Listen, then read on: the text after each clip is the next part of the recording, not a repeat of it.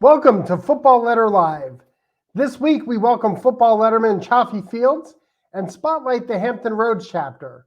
You'll also see video coverage from last week's big win over Maryland, and we'll let all Penn Staters know how they can get involved with the Alumni Association and cheer on the Nittany Lions this fall. Football Letter Live is supported by our members, and we're so grateful for your support.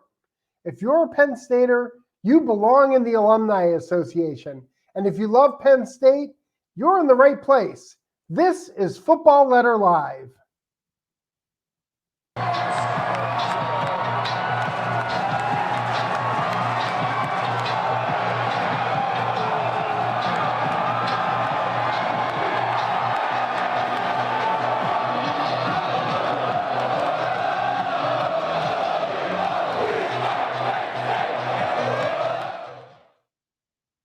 Well, welcome into Football Letter Live. We are back once again this week, this time celebrating a big victory over the Maryland Terrapins. And we're going to celebrate, as always, with our co-host, John Petishnock. John, how are you today?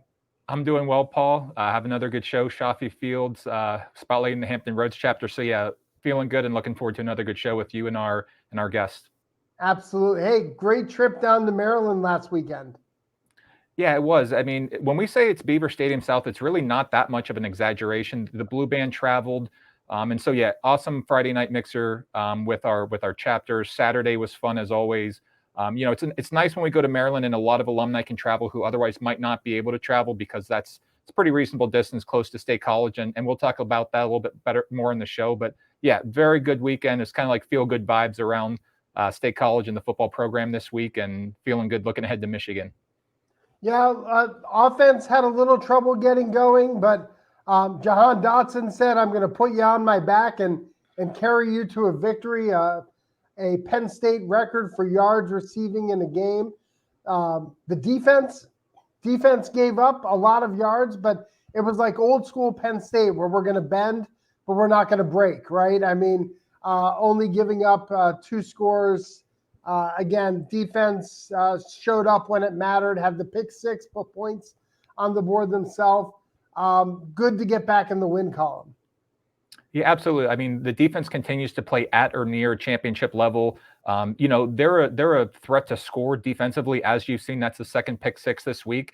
And we made a comment a few weeks ago. It's funny how all the national commentators are now just starting to realize Jahan Dotson quietly becoming one of the best receivers in the country. Right. He's been in that category for the last year or two. It's just, everyone else is now kind of catching up to what we've known all along at Penn State. But yeah, just if you don't know Jahan Dotson's backstory, just a very appreciative, humble guy. He got emotional after the game, like many guys on the team and many lettermen, just such an easy guy to root for, and he deserves all the success that he's having. Well, hey, we have a great show lined up. Let's jump right into it. We have Chafie Fields here with us, class of 99, a standout wide receiver from 96 to 99. He finished his collegiate career with 88 catches for more than 1,400 yards, 8 touchdowns, totaled more than 1,800 yards from scrimmage, and added a couple more rushing touchdowns to his credit and return touchdowns as well. Memorable plays, the iconic play, that touchdown against Miami, the double reverse against Texas in the Fiesta Bowl. It's so exciting to have Chafie on the show. He's a sports agent now. Welcome, Chafie Fields. Thanks, Paul. Thanks, John. Thanks for having me, guys. So you grew up in Philadelphia where a lot of Penn State alumni are. At what point during your high school career did Penn State become the school you wanted to go to? Man, it was a situation, man, where it was actually late in the process when I decided on making a decision to go up to Happy Valley. All throughout the process, I kind of kept it open, listened to everybody, took a couple of visits. And it wasn't until literally the week after signing date that I decided that Penn State was going to be the right situation for me. Hey, Chafie, let's jump into it. When you got onto campus, what stood out to you right away about what it was like to play for Joe Paterno and be part of the Penn State football program? It was Joe Paterno. Joe Paterno, one of the most special human beings that I've ever met and encountered.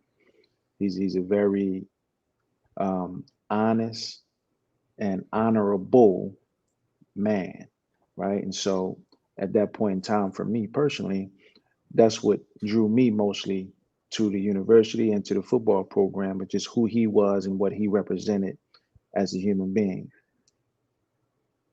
You know, we're always amazed at how vividly lettermen recall their playing days and specific plays that happened decades ago. Is there a specific game for you that you're particularly proud of, or maybe a game that solidified for you that you had what it takes to be an elite receiver at the D1 level?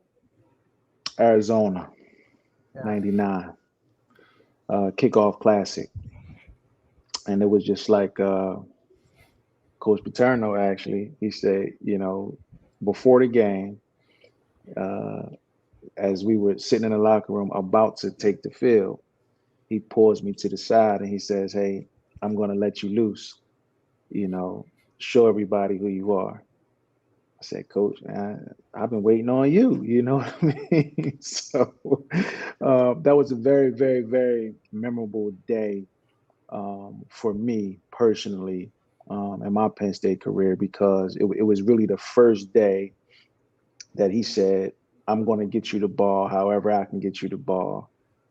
Just don't disappoint me." You know what I mean? And luckily I didn't disappoint. Yeah, I don't think he disappointed anybody that day, Chafie. And Yeah, that's a perfect besides the segue. Wildcats, right? Yeah, well, Right. yeah, Arizona didn't go home a top 5 team anymore. Hey, I'm glad you brought that up. A couple of years ago, we talked with you, you know, for the Football Letter blog about that game. And this was back in 1999. This was before, you know, the proliferation of media coverage and social media. And College Game Day was at that game, and I attended that game. I was still in high school. I remember that day vividly. And we were talking about, like, at what point did you understand or get the sense that this was maybe more than just a typical, you know, big time opening game? Because, you know, again, this is before kind of like the onslaught of media coverage. And you shared this amazing story about leaving the team hotel, going to the stadium, because you're so locked in during the week. But once you got on that team bus and you saw the support, like, it kind of hit home for you. Do you mind just kind of like sharing that story for our audience and kind of like what that was like going up to the stadium on game day? Yeah, it was amazing, you know, because obviously we're in preparation mode for the game. So we're not taking part in game day or anything like that. We're kind of locked in. However, when we got on that bus from Tough Trees on the way to the stadium, literally from, I don't know, maybe 2 minutes into the ride, the streets were just jam-packed, man, full of fans, full of supporters. Everybody was excited about the season. And that's when the energy just kind of clicked. It's like, well, wait a minute. This is a little different. This not a regular game. You know, it's the only game on TV that day. It's the only game, the first game of the season. Everybody is watching. The fans were out in full force. So it was just a certain energy that was in the air that you couldn't deny. It was just undeniable energy in the air, man. And it was a hell of an experience. You know, you mentioned earlier Joe Paterno. How Mhm. about some lessons you learned from playing for Joe? How did being a student athlete at Penn State prepare you for life after football? So above and beyond anything else, man, Coach Paterno was big on that student being first, right? So football for Coach Paterno was more a caveat or launching pad for life. There's a lot of life lessons that you can learn in sports: discipline, accountability, being on time. You know, it's a lot of different lessons that you can translate into the world and in your regular life and in your real life, so to speak, because playing football is an opportunity for you to play a child's game, you know, get your education paid for, potentially play at the next level, you know, get a jump start on life financially, but it's still a child's game, right? Real life is not a game, it's real. And so Coach Paterno always had a certain emphasis on making sure that we were prepared for the world and prepared for life. And he used football more so as a way for him to touch the lives of so many young men that came through that program. And it wasn't about football, though, for him. It was more about him building an army of men and teaching us how to do things the right way, how to be responsible men, how to be responsible fathers, husbands, sons, brothers, etc. And for me, man, that's my biggest take from it all, and Coach Paterno just helped me, become the man that I am today. John, I could hear him now. Chafie, take care of the little things, and the big things take care of themselves. Take care of themselves. That's right, man. That's right. And what's crazy is you find yourself repeating those one-liners from Coach Paterno to this day. I say that to my kids. I say it to my wife, man. It's just the little things, man, that you learn from Coach, man. But you carry it. You carry it. And Coach Paterno lives through us all because he touched so many of our lives in a positive way, man. Absolutely. Yeah, just enjoying watching these photos of you during your playing days. You talked about before the Arizona game, Coach Paterno took you aside and said he's going to let you loose. We got to ask you, the last two games, Penn State has thrown the ball almost 100 times, including 52 against Ohio State. Do you ever just stop and think, if we threw the ball that often, or if I played in this era, what your stats would be like? Because you only got so many opportunities and you maximized them so much. Listen, me and Jay Paterno actually laugh about this to this day. And Kenny Jackson gets a kick out of it too. But it literally were games, like stretches of games, where I wouldn't get a target. And we would blow teams out, we would win big, but I wouldn't get a target. I literally would not get a target. The ball wouldn't be thrown at me. And a lot of times at that point, obviously it was frustrating for me because I know what I can do, and I feel like I want everybody else to know what I can do too, right? But it just wasn't, in the cards, it just wasn't how we played football at that point. And so Jay, when the year when he had Mike Robinson and Derek Williams and all those guys were freshmen, and he brought this new offense out and he was spreading the field out and throwing it around, he made 1,000 jokes about, how I wish I was playing there then. But he was right. And it's really, at the end of the day, it's no telling what I would have been able to do or accomplish in that offense, man. But it's definitely fun for me to watch. Chafie, I'm looking at the shelves behind you, and I'm seeing what appears to be a Miami diploma up in the corner up there. Did they give you a diploma for how you schooled the D-backs in '99 in that Miami game? Actually, no. You know what? Ironically, I started in the MBA program there at Penn State, but I finished at the University of Miami. And so my MBA is actually from the University of Miami. And when I was on campus there, finishing it, trust me, somebody had something to say to me every single day, guaranteed, every day. One of the professors, however, was actually a Penn State alum. And apparently he's seen my name prior to us going to class for the first day. So when we came to class for the first day, he had the video to start the class, and so all the Miami kids, and I'm the oldest guy in the class, there's a bunch of young guys. He plays the video. And, the young guy, they didn't know, they didn't have no idea. And so he played the video, man. And everybody just goes crazy. They start booing, like, why are you showing this player? Well, it's that guy right there. And everybody go crazy. So it was a hell of an experience too.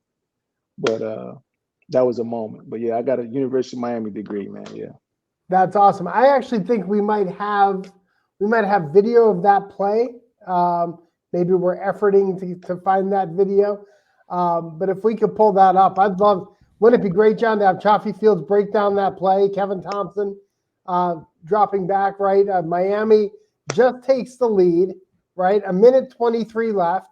Yeah. We had an offense, right, that was, we're gonna run the ball down the field, right? So Penn Staters were worried at that point. First play from scrimmage, right? Kevin Thompson drops back and finds you. So a little known fact about that play, right? I actually got in trouble and had to go to the weight room at 5 a.m. the next day Okay. because that wasn't the play call. But me and Kevin decided that we're gonna take our chances at this point, man. And we agreed that if they came out and played press man, that we were gonna throw it over their heads. And Kevin threw it could not have been a better pass. Dropped it right in the bucket, and the rest was just up to me to not get caught. I'm certain that didn't happen very often under Coach Paterno, where that kind of audible was called. No, literally, I come to the side. This is a true story, man. They'll tell you, they'll have you in stitches about this one. I come to the sideline. Everybody's, man, good job, good play, blah, blah, blah, blah, blah. Frank Ganner makes his way over to me, and he's like, listen, you got to stop changing the plays, man. He said you got to run the play call. Just run the play that's called. But great play, great plays instead of jumping on me. You get in the locker room.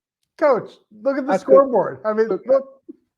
I couldn't. All I did was put my hands up like this. I couldn't even say anything. Kenny Jackson come over there, and Kenny was getting ready to say something to Fran, but then Fran says, "Man, great play," and then everybody goes crazy. So, yeah, I had awareness training, 5 a.m. the next day. That's amazing. Here's the play right here.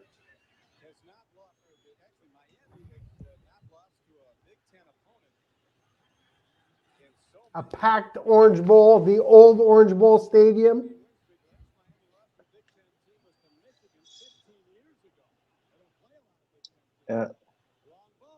Ed Reed still talks about this play to this day too.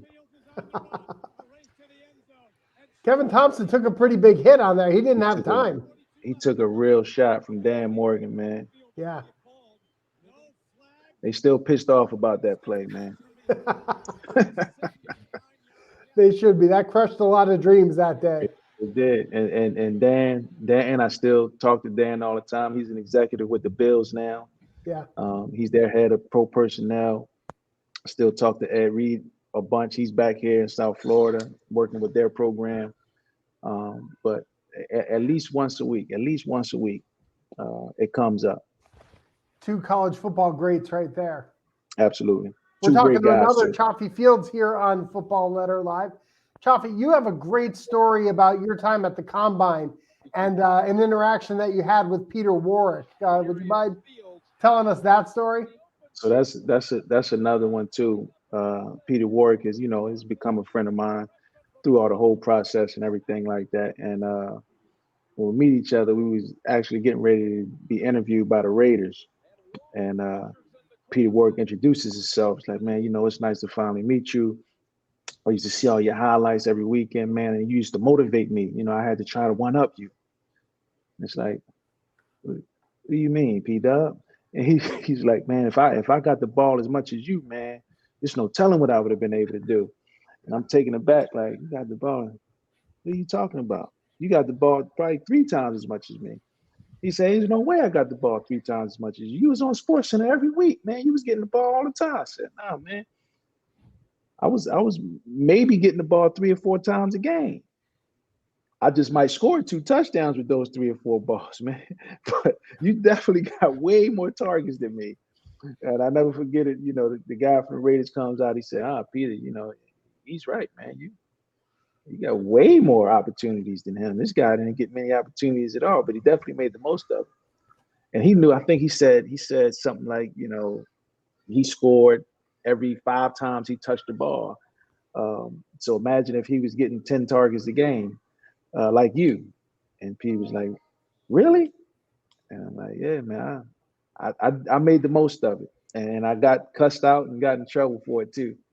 Because Coach Paterno would always say, man, you don't have to try to score a touchdown every time, Chafie. You don't have to score every time.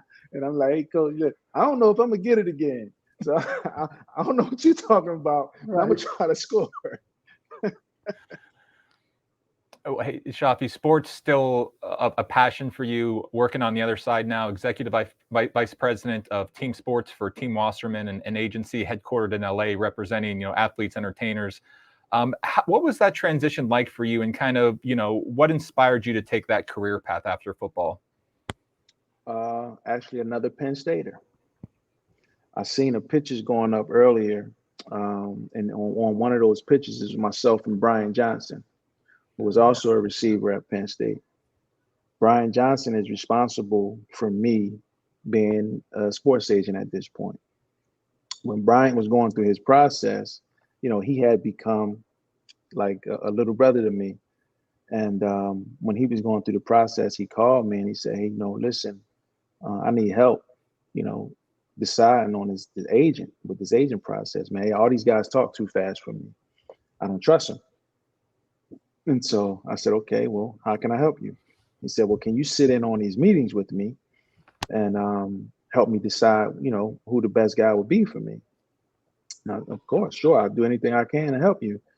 And so we sit down with a round of guys, and after that, I asked him, "Did you like any of these guys?" He said, "No, they just talk too fast, man. I just don't trust them." And I said, "Okay, you want to do another round, or how can I help you?" And he said, "Man, why don't you just be my agent?" And I'm like, "B, yeah, I'm not an agent. I can't just be an agent." And he's like, "Well, I'll tell you what. How about we pick a couple guys that you think would be good for me? We meet them, and then I'll allow you to deal with them. You talk to them. You be the intercessor between me and them, because I trust you and I don't trust them, and I know you're not going to let them do anything that's not above board." And I said, "Well, if they're okay with it, then I'll do it." And sure enough, they were okay with it. His roommate at the time was Anthony Adams, Big Spice.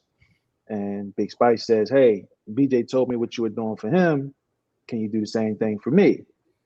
And that was the beginning. And 19 years later and 51st round draft picks later, here we are.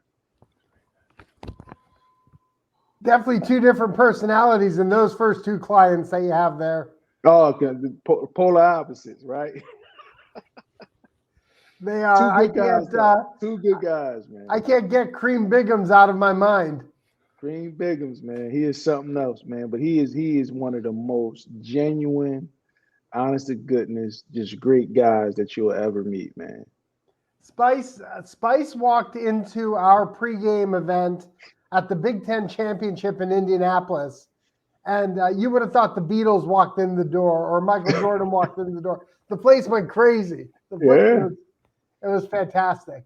Yeah, he's Talk a legend. about how those Penn State connections continue now today into the work that you're doing. There's, you mentioned how you run into some of your opponents on the field, some of those Miami guys. You have to be connecting with Penn Staters all the time through the work that you're doing. All the time, in different lanes, in different spaces. In fact, I just got home from New York, and Concho Brown, who was one of my roommates in college, has a security company in New York City. So I call him, let him know I'm coming in town. He says, "I'm not in town, but hey, I'm gonna call my guy so he can take care of you. Where you need to be, where you want to stay." I said, "Well, I need to be near Madison Square Garden." So he says, "Okay, well, I got you. Don't worry about it. I'm gonna have my guy set a room up for you, get a car for you from the airport. I got you. Don't worry about it." And it's just a certain brotherhood that's created there. And here's another Coach Paterno story. The first squad meeting that we ever had, Coach Paterno says, "Look to your left, look to your right. These guys are going to be your best friends for the rest of your life." When he said that, it was like, I don't know about that, man. I got some buddies I grew up with, man. We done seen and done some things together, man. I don't know how that's going to happen, right? But sure enough, that's in fact the case. I'm still in touch with probably half the guys I graduated with, man, regularly, and in touch with the majority of them at some point in time through the years, man. We always keep in touch, man. We help each other in business. We know each other's families. It's a great thing, man. It's something that's a unique thing, in my personal opinion, to Penn State, man. I don't know that there's anybody as close as we are as Penn State football alumni. Yeah, I mean, Chafie, that's said so well. Not just with current Penn Staters, but I'm wondering, just to kind of follow up with that, as you've gone along in your post football career, how often do you run into Penn Staters and even lettermen, maybe from different generations, who maybe they played for Penn State 10 years before you or 10 years after, but there's still that bond. You guys went through the same program. Have you experienced that too with just Penn Staters of different generations? I tell you what, last month I'm on an airplane flying to Vegas. And the gentleman next to me sits down and he says, young man, you look familiar. And I said, well, I don't know. I maybe I'm one of those faces. And he says, did you play sports, man? Were you an athlete at any time? I said, yeah, once upon a time I was an athlete, man. He said, yeah, me too. He introduced himself. He said, I'm Matt Suey. I said, "Oh man, I know who you are. What do you mean? I know exactly who you are, man."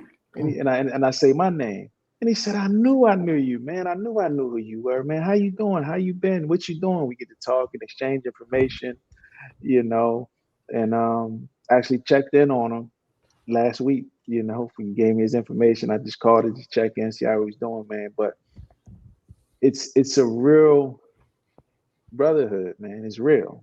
You know what I mean? And Coach Franklin actually did something that was great this offseason, this spring, where he wants to start bringing all the lettermen up and getting us back involved with the program.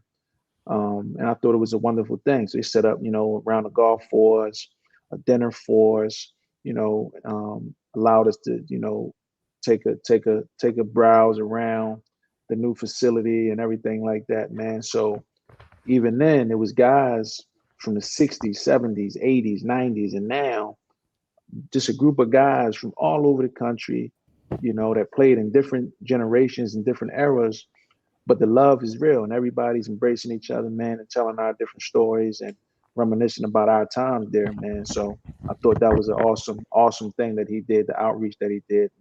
Alan Zamitis was the spearhead of that. To try to get everybody back up there and get us together, man. So that was an awesome thing that Coach Franklin did. Chafie, what did you do when you saw the sleep room and the barber chair and all that stuff? You know what I did? I took videos and I sent it to all the guys that weren't there. That's what I did. Right. So, man, can you imagine? They got golf simulators in this place, man. This place is incredible. This place is incredible, man. Pool tables. I would have never left the building. Fortunately or unfortunately, you have some experience with what the current team is going through. 3-game losing streak during the season. You experienced that in '99. If you were in the locker room, right, and look, great defense, one of the best defenses that we've ever had on this 2021 team. You played with LeVar Arrington. You played with Brandon Short. Bao was on your team. David Macklin, Justin Karpakis, right? One of the best defenses in Penn State history. Let's not forget the number 1 overall pick, Courtney Brown. Courtney Brown, sorry. What is your message to this team as they look to finish strong, like you all were able to finish strong in the Alamo Bowl? Just to have pride. Obviously they're not going to finish the season a national champion at this point. But at this point now, you're playing for the guy next to you. Right. You're playing to set the example for the guy that's going to be a senior next year, showing them how to lead. Right. And so now it's just about pride. It's about representing that Penn State name, having honor. And when every time you step on that field is to win. And for us, if you remember in '99, we lost a homecoming game to a 500 Minnesota team that literally had no business even being in a game with us, quite frankly. And I'm gonna tell you something else about me. I might be like the most ultimate competitor, and so I remember every loss that I've ever had, going all the way back to 6 years old in any sport. I remember the first time I lost in a track meet. I remember the first football game, basketball, boxing. I remember every loss that I took, because for me, it was a loss, but the L wasn't for loss, it was for lesson, right? Because I learned something every time, and you would never beat me twice the same way ever. And so for me, that Minnesota game, the lesson that I took from it was that you can never, ever, ever, whether a coach or a player, take your opponent lightly, because although they're not as good as we are, they weren't as talented as we were. We gave them an opportunity to get confidence and hang around, and they took advantage of opportunities and they beat us.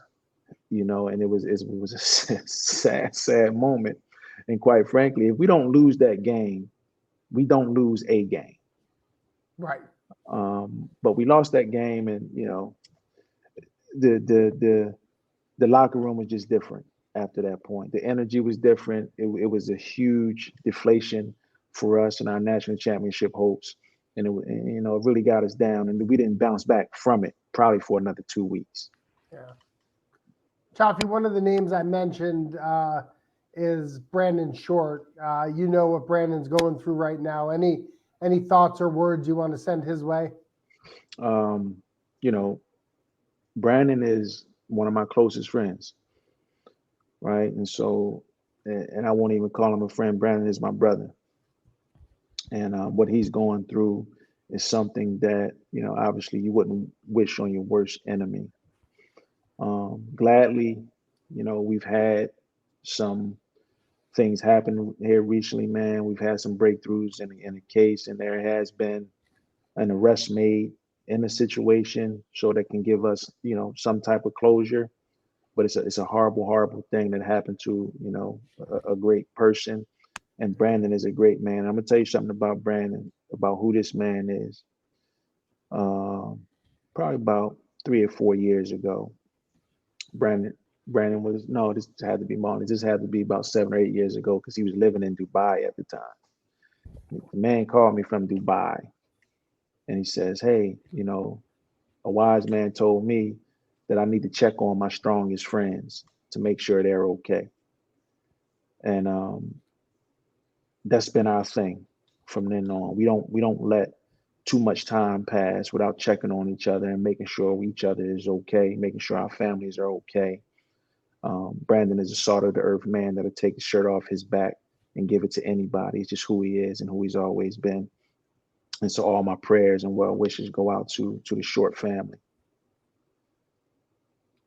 Yeah, that's well said, Chafie. We appreciate you coming on the show. We join with you in sending along our thoughts and prayers to Brandon and his family. We talk about success with honor all the time. Certainly you embody that on the field, off the field. We really enjoyed having you on the show. Hope to stay in touch with you. And if you ever want to come back on the show, just let us know. We're happy to talk with you anytime. Man, listen, I got a bunch of stories for you, man. Whenever you want some fresh stories, man, let me know. I got you. I appreciate it, Chafie. Appreciate you. All right, guys. Take care. Take Thanks. care. All right. Man, what a great conversation. We could have gone another 40 minutes with Chafie, I think. Unbelievable to hear his story, to hear about what he's doing now and how the Penn State network continues to be behind him, continues to be part of his everyday life. Yeah, I mean, it's one thing to be part of it. It's another thing to be part of it and recognize it and give back. And, when you're running into Penn Staters, wherever you are, it not only helps Chafie, but, it helps the folks that he comes into contact with, and it strengthens, that alumni network. And when you've got someone like Chafie Fields, who is incredibly successful and accomplished, and he recognizes that and wants to give back, that's meaningful. And of course, having some fun stories to share along the way doesn't hurt either. Absolutely. Speaking of some fun stories to share, we have some fun stories coming up in our next segment from our friends at the Hampton Roads Chapter. So let's go ahead and welcome the chapter vice president, Jackie Uri, into the show. Jackie's class of 2015 from architectural engineering. She is a licensed professional engineer after passing her professional engineering exam recently. She works for Clark Nexon, an architectural firm, and she serves as Hampton Roads Chapter social chair as well. So welcome, Jackie. Hi, it's great to be here. And also joining us, Tom Forrest. Tom, 1985 grad, industrial engineering, U.S. Navy retired. Thank you for your service, sir. Thank you for your support. Currently studying law. Tom also serves as the Hampton Roads Chapter's Community Service Chair. His wife is a Penn State grad, class of 85 economics. Her father was a two-time grad, Penn State college graduate in 51 and 55. So Penn State runs deep with Tom and his extended family. Welcome to Football Letter Live. Thank you. So let's start where we started with Chafie. What is your Penn State origin stories, Tom? How did you become a Nittany Lion? So coming out of high school in Virginia, I wanted to be a Navy officer and get an engineering degree. And at the time, there were only 55 universities with naval ROTC. And I knew I wanted to always attend Penn State. So I applied and was accepted, but I ended up actually going to Purdue. After a couple of months in Indiana, though, I secretly applied back to Penn State, got accepted again, and then broke the news to my parents the following summer when they started to ask me about going back to school. And as a note earlier, as a military retiree, I'd like to thank all the veterans out there for their service as we observe Veterans Day today. Absolutely. That's a nice touch. Jackie, straight out of Northeastern Pennsylvania, how did you become a Nittany Lion? I remember going and looking at a bunch of different schools when you're getting about time to graduate. My dad is the one, and mind you, none of my family members had graduated from Penn State. They'd been to some games, but there were no other grads in my family. But my dad took me, he was like, let's go out to University Park. Let's go check it out.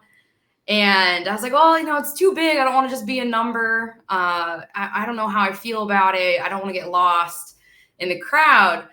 And within 30 minutes of being on campus, I fell in love. I was in the middle of a tour, and it just felt right. And my dad brought me back home. I remember I had a poster. I applied. I would look at the poster every day when I got home from high school. And my dad had said, well, why don't you go to the Wilkes-Barre campus? Because the Wilkes-Barre campus is actually 5 minutes from my house. Right. And I was like, you just took me to University Park and said I could have this. And I got accepted, and they had an engineering program that is one of few in the country. And that was the program I went for, which was architectural engineering, and never looked back. That's amazing. I grew up not too far from there. We didn't talk about this off camera. I grew up in Hazleton, so not too far from the Lehman campus. Yep. It's home. Well, that's a perfect segue. You talk about that being home. The Hampton Roads chapter covers the area from the ocean front to Williamsburg. Jackie, let's start with you and then also bring in Tom. What are some of the ways that you connect with Penn Staters in that area and also keep them connected with one another when they might have, different interests and different backgrounds? So we try to do a variety of different.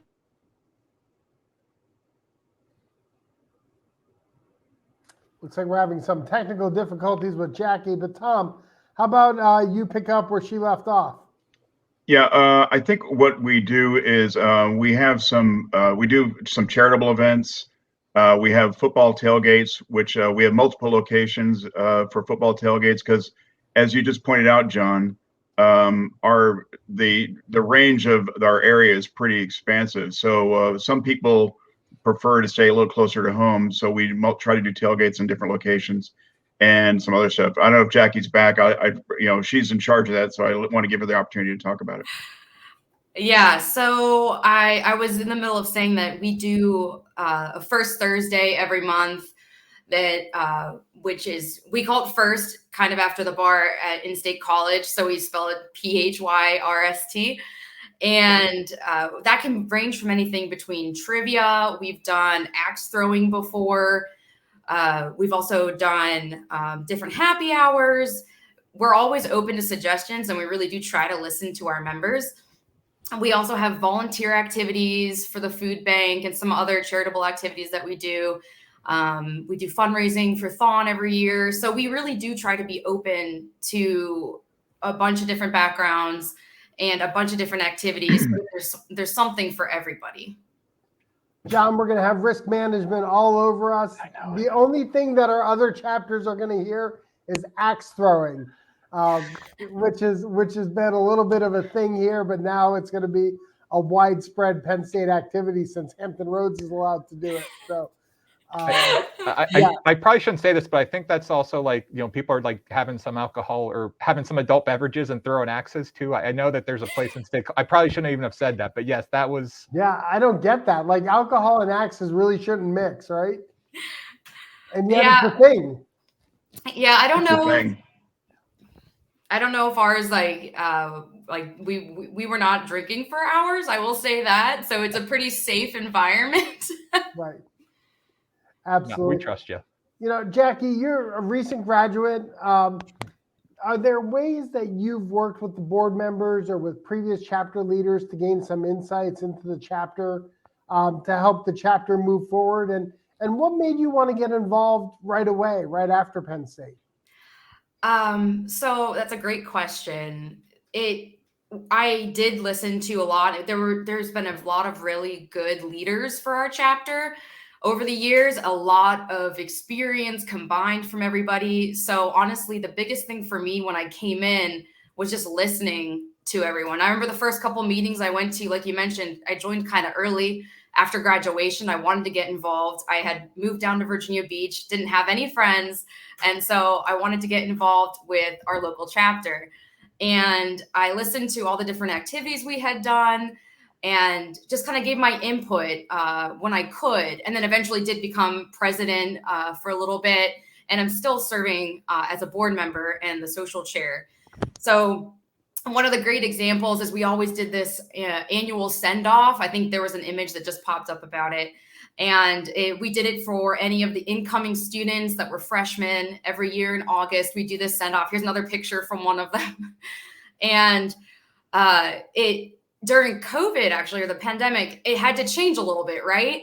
And so the previous president and I, which would be Brittany, we worked together to create a virtual event for those students, and we ended up being a blast. We did trivia, and the students loved that. They got to kind of get to know each other, even though it was during a time where we couldn't physically meet. And we were still creating something that we could introduce all of these students to each other. And it was kind of how we adapted and made the situation the best we could at the time. So another thing that we had done is, as a chapter, we got together and all of our board members and some chapter members put together these gift bags and signs. And we had yard signs that we delivered to certain students across the Hampton Roads area before they had gone to school, which was really great. I actually ended up meeting a freshman that was interested in architectural engineering. So I was very excited to, of course, talk about my major. But it was it was a really, really great time just to see how our board came together to still support the students, because we do want them to know how great Penn State is as a university. Hey, Tom, Jackie just talked about kind of the value in having her listen to previous leadership and previous board members. Let's look at it from the other side. How important is it for the chapter to attract, recent alumni to the chapter, not just be members, but also take on leadership positions like Jackie has? Well, I think a diverse chapter is definitely very important. Sometimes based on our work demands, alumni can't get involved in leadership until maybe they retire, such as myself. My Navy experience and my Navy demands, traveling was just too much for me to really get involved in an active role. And having new graduates get on the board, helps us avoid the, quote, "we've always done it this way," approach when we do stuff. So I think what is important is that, when no matter where you graduate and move to or throughout the nation, you want to get involved. And when the opportunity comes up, even if you think, oh, I just can't, this guy graduated 30 years ago, or this gal graduated 15 years ago, and what am I going to contribute? You're going to bring a lot to the table. That's very helpful, especially with new perspectives.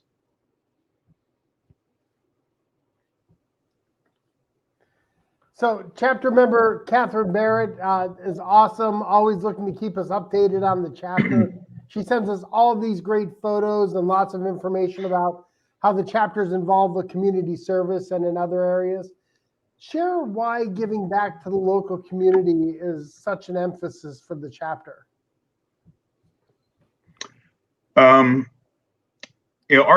I'll be a little honest. Much, but not all of our chapter's focus in the past had been about some social events and get-togethers. But I was able to participate in the 2018 ALC, and it was a great way to remind us of what else our chapter can do to volunteer, do additional volunteering that we were already doing some stuff in our time, and be more inclusive with our local alumni. And as a result, we now annually participate in Wreaths Across America, which honors veterans. And then we also do some Clean the Bay Day activities. And there were some photos that we're cycling through, which assists local environment by just going around and picking up trash anywhere around the Chesapeake Bay. And that goes, the Clean the Bay Day event goes all the way from Virginia all the way up to Pennsylvania, and all places in between. So, and then in addition to that, of course, Jackie had mentioned earlier that we have been helping with food banks, and the food bank activities we've been doing for years.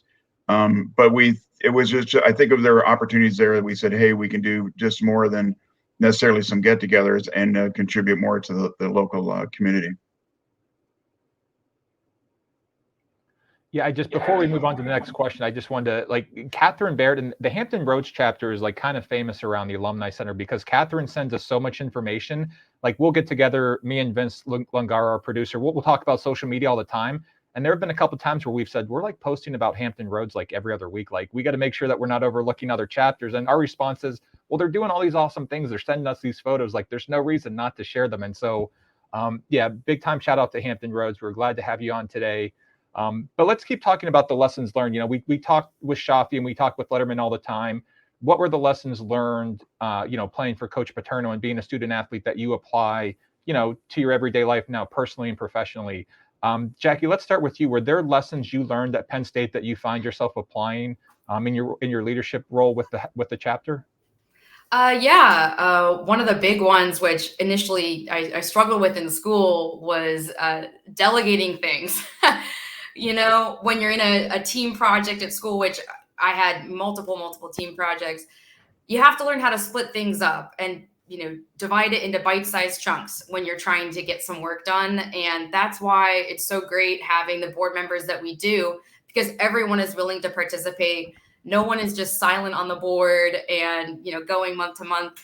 Everyone wants to help volunteer and help distribute the load among the members so someone is not completely overloaded.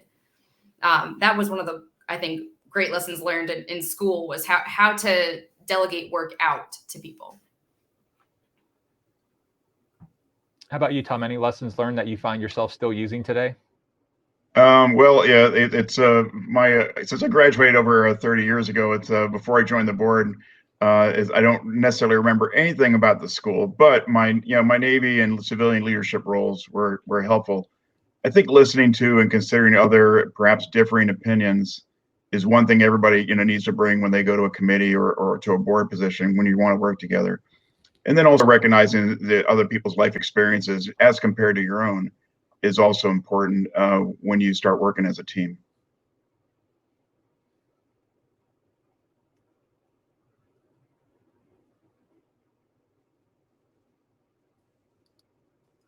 Well, to our viewers out there, if Jackie's last name is familiar to you, you may recognize it because now Jackie said earlier she was the first in her family to go to Penn State. But then all of a sudden, Penn State became the family school, right? With your brother Nick making his way down to University Park and walking on to the football team. So 2 questions for you. First, what was it like growing up in a football family and seeing him on the Penn State team? And then second, what was it like that day against Idaho to actually see him score a touchdown? Yeah, it's another favorite topic of mine. I'm so happy he chose Penn State. And when you said that Nikki walked on, we kind of call it a run on in our family, right? Because he had actually already bought his season tickets that year. And then he got the call in July asking him to come on. So it was a very fast experience for him. So we always knew he was special. I mean, in high school, he was a star, and had just great experiences. Of course, being an alumni, I was super excited. I just missed him by a little bit. I graduated 2015. He started in 2016. So just missed him. But it was still just such an exciting time to have my little brother go to school and play football for Penn State. And he worked very, very hard to be there. And the day of the game, him scoring that touchdown, and this is a kid that had worked like I had mentioned, he worked so hard. He's very humble, very hard worker. He pushed through everybody to get that touchdown. And I fell on the floor and started crying because I was so happy for him. It was just such a emotionally overwhelming time when it happened. It was amazing. It was so deserved, and it was such an amazing opportunity for him. He's one of those unsung heroes, John, right? I mean, he went almost a year and a half between carries, from the first carry he had in 2017 to not getting any looks in 18, and then having what was his breakout game, 6 carries and the touchdown against Idaho. Yeah. Yeah, I was telling Jackie before we started the show, I mean, in the media room after that game against Idaho, and then in the ensuing week, like, I'm not exaggerating, every other question to James Franklin and to the players was about Nick Urie. They wanted to know his background, when he started playing football, what he brought to the team. I mean, it was like the Nick Urie show. That was, and very much deservedly so, like Jackie said. And we talked with Nick before the 2019 season. He just talked about, being there for the team and putting in the work and pushing his teammates. And, those are the things that rarely show up in the box score, that, get talked about on shows, but it's very much what goes into a championship team. And it was just, like Jackie said, very much deserved. It felt like the whole, and you look at the sidelines on the replay, the sideline went crazy because they all know the work that Nick put in. So, it was like they were his biggest fans. That was so cool to see. Yeah.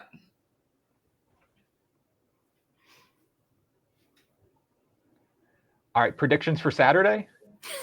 Let's talk about Saturday. Penn State hosting the Wolverines. It's the helmet game, the helmet stripe game. Jackie, let's start with you, and then we'll go to Tom. What's your prediction for Saturday? What are we going to see on the field?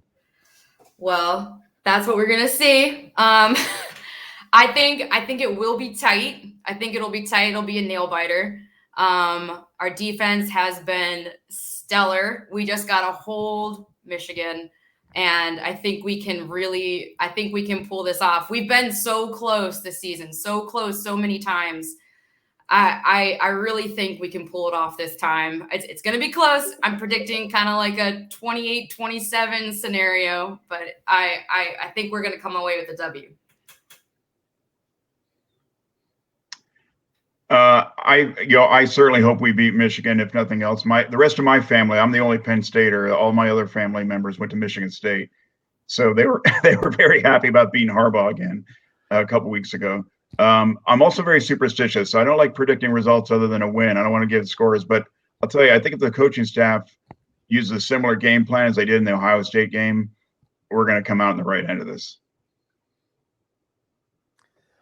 I couldn't agree more. I think special things happen when in all intents and purposes, it's a whiteout, right?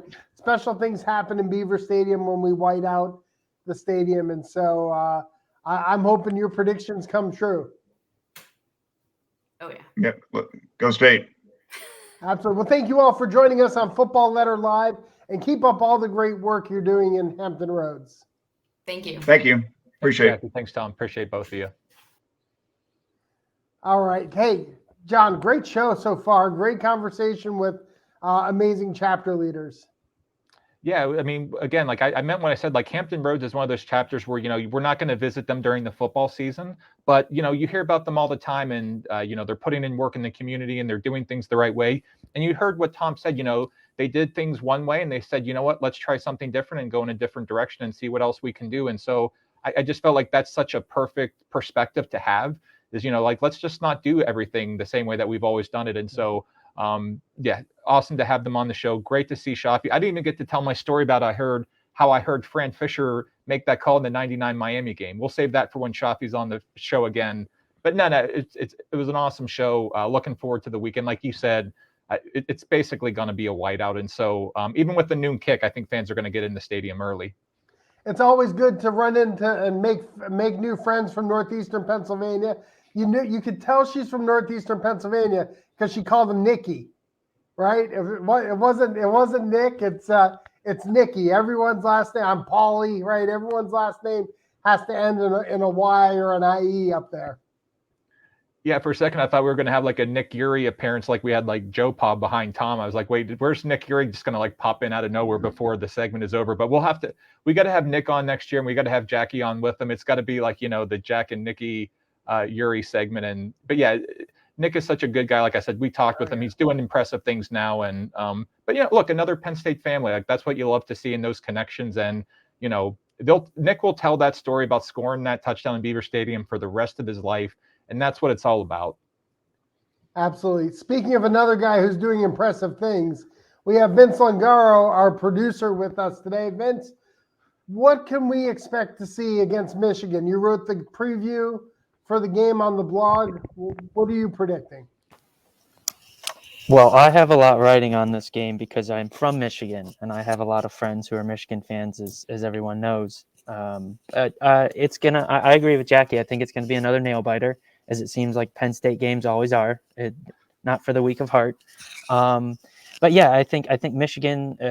Michigan is what they have been under Jim Harbaugh. Solid defense. They like to run the football play. Their quarterback play is hit or miss. But I'm also predicting a Penn State win. Not shocking.